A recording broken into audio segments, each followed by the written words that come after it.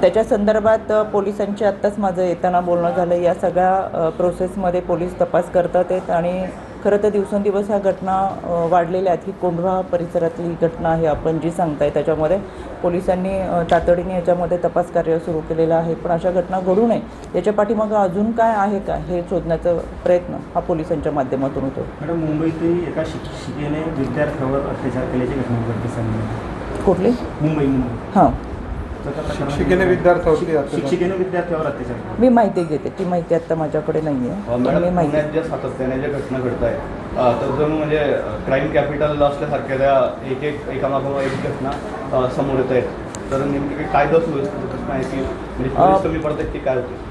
पुणे हे शहर लोकांना व्यवसायाच्या निमित्तानं, शिक्षणाच्या निमित्तानं आणि स्थायिक होण्याच्या निमित्तानं ही खूप चांगल्या पद्धतीने आणि दळणवळणाच्या माध्यमातून सुरक्षित असं असल्यामुळे वाढतं नागरीकरण आणि वस्तीकरण आहे। त्याच्यामुळे संपूर्ण राज्यातून मोठ्या प्रमाणामध्ये विद्यार्थिनी शिक्षणासाठी तर येतातच, पण व्यवसायाच्या निमित्तानं येणाऱ्यांची संख्याही मोठ्या प्रमाणात आहे। अगदीच बोलायचं झालं तर बोपदेव घाटातल्या घटनेच्या संदर्भातले 3ही आरोपी हे परराज्यातले होते आणि अशा